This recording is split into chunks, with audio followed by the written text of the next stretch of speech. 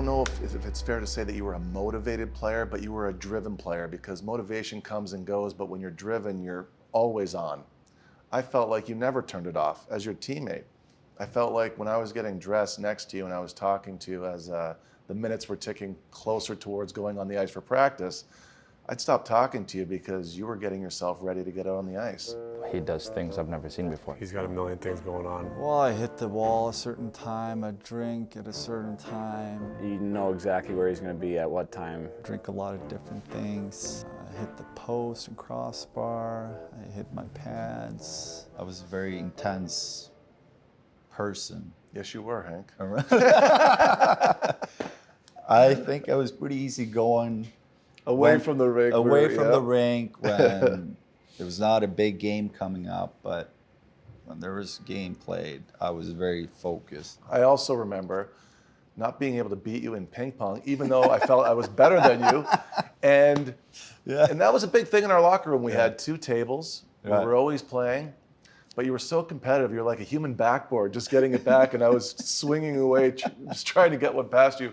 But you've told me that competitiveness was rooted in your upbringing. Your sister, yourself, and your twin brother, you guys were always competing. Is that where you got that?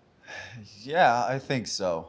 We competed in everything. It was skiing and soccer and hockey, and because my parents are not very competitive.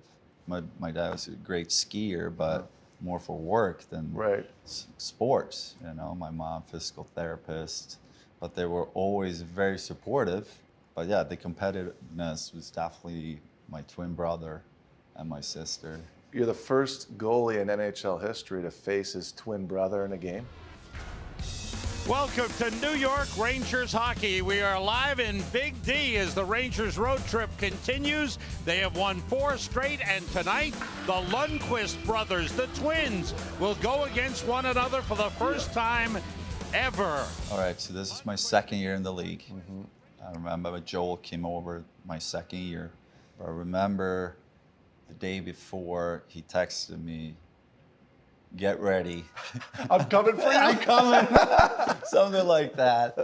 And it was hard not to think about a game day because all my teammates talked about it. I remember it was like a big thing playing against my twin brother. And up until that point, I never played against him. We were always on the same team.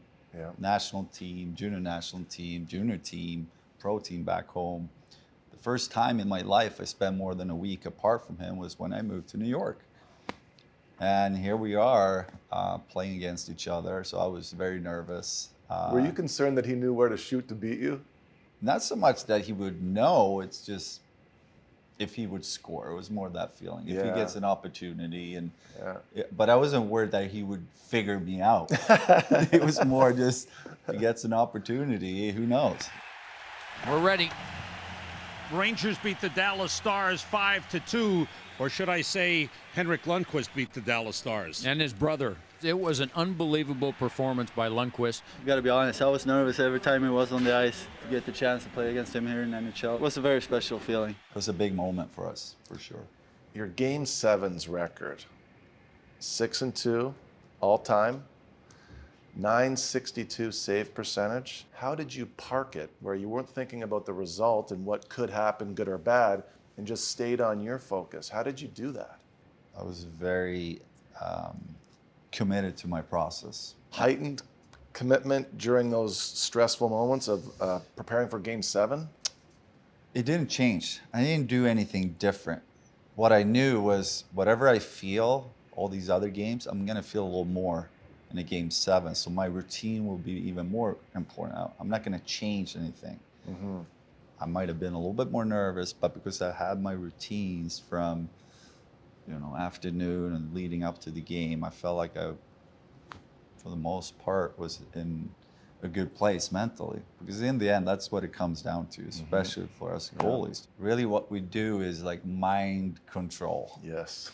We practice a lot of technique, we do a lot of things, try to get faster, but in the end, the difference will be how do you control your mind in those situations. And my process of getting there stayed the same for, I'm gonna say, almost 20 years. Jim Ramsey, our longtime trainer, explained this to me once. Rammer said right after the Olympics when Canada won, he said Brodeur came in, he had a heat pack on one hamstring and on the other, had a cup of coffee, 1-2 stretches, went out there with a smile on his face and won.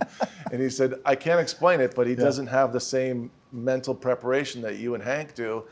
And I said to Rammer, Rammer, I wish I could play like that. But every time I tried, I got smoked. You know, did you ever try going in as the happy-go-lucky guy?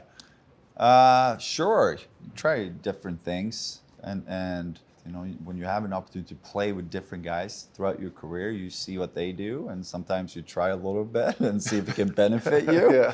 But I was like you. I had my routine and my process of getting where I need to be, and sometimes you were a little too loose or you were a little too tense. Obviously, you want to find your sweet spot. And for me, that was being very intense but still relaxed.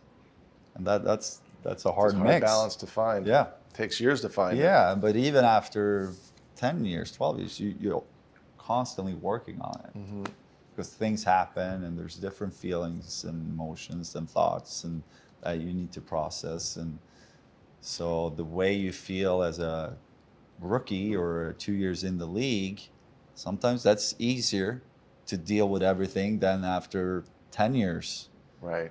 The more you know, sometimes that can create more challenges. Because you're naive when you're young. When you're young, you just go out. Yeah. And I think after 5-6 years, that's really when you, okay, this is who I am right now in the league. This is what's expected. The first few, maybe even after a few years, you start to feel, but the first couple years, you just play. Yeah.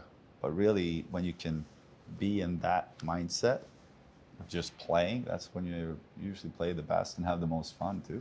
You were 5 times nominated as a Vezina trophy finalist, and you won the Vezina in 2012. I thought at that point, I'm away from the team as an outsider, and I'm saying to myself, Hank's got to be getting upset about this. He's not won his trophy yet. When's he going to get the Vezina? Did you want it? Was it important to you to get a Vezina? Yeah, I think at some point you want it, but it was more, for me, consistency has always been important. That was there. So to get nominated was a big thing for me, just to be in the mix. It was fun to win it, but it was as important to me to be in the mix for many years and viewed as one of the top goalies in the league. Hank, you were a tough teammate because you never got off the ice. You'd take breakaways at the end of practice for 20 minutes longer than I wanted to be out there. You were taking breakaways in NHL warm-ups, which was back in that time, nobody was doing. When you look at your approach to the game and you're in a big moment in front of 45,000 people in an outdoor game, and you have Daniel Briere on a breakaway for a penalty shot. Briere against Lundqvist. Save, Lundqvist! It's the competitiveness that go up one-on-one against someone, but it's also getting your feet working and timing, and there's more than one thing. But especially in practice, stay an extra 20, 30 minutes, 100 breakaways, it's like you get the cardio going, you get your quickness in your feet, the reads, and it's just you and the shooter. And I love that, especially when the shooter really wants to score. And I think they feel the same way when you have a goalie that really wants to stop you. That's right. Everybody raises their focus and attention and You don't remember looking at me over at the bench and seeing me trying to get off the ice at the end of practice? I thought you were just doing it to break my chops. What about those outdoor games? What do you remember about the outdoor games? You played in some big ones. Yeah, I really enjoy them. First one in Philly. You know, it was such a build-up too. I remember that. Everybody was talking about it for a couple months.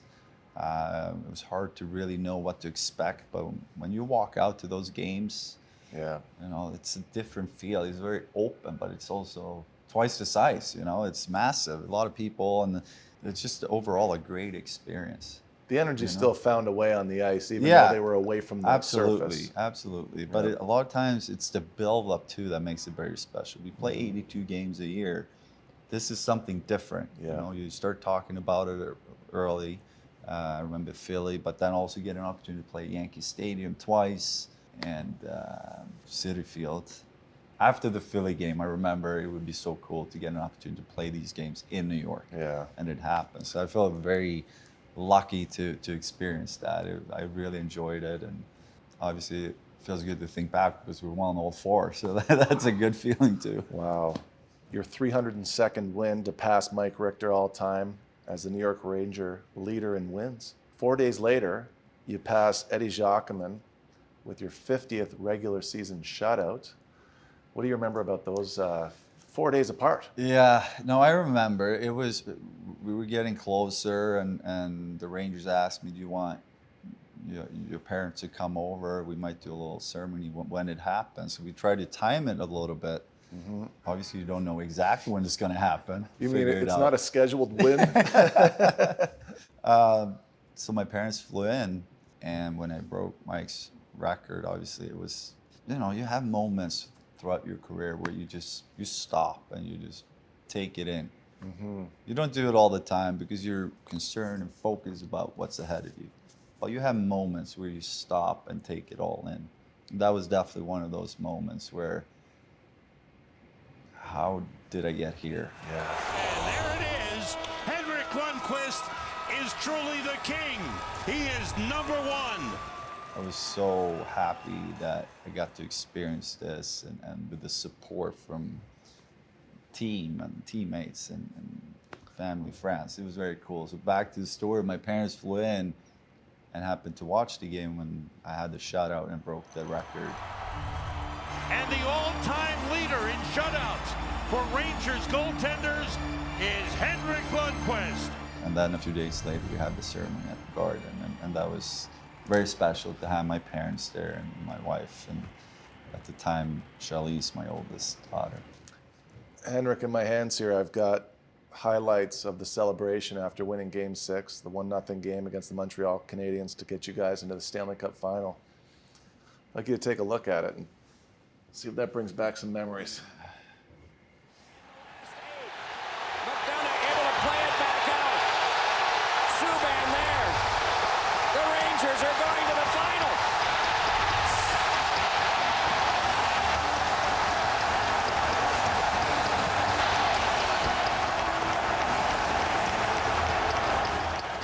You think when you watch it, like everything you went through together and the memories together, that it's so much fun, and it's bittersweet, it's such a cool moment. A lot of us that was there, we played on this team for so long, and we finally reached the finals. It was a great opportunity to try to win. Mm-hmm. And we came up short. I'm not gonna lie. I mean, it was a missed opportunity. But I remember this game. It was I was at a thing the other week, and I watched a video of highlights. It's not like I'm at home watching highlights, but I was at a charity event. Yeah. And they showed a video. It really got to me. It's hard not to get emotional about it. Yeah, maybe because it's just fresh. I don't know. It's just that feeling, like on the ice when it happens, and you share it with all the guys. You work together for so long to get to that point. It's such a good feeling. And you just enjoy that rush. And that's, I think, something, it's going to be hard to replace that. And yeah. I'm just happy I got to experience it so many times.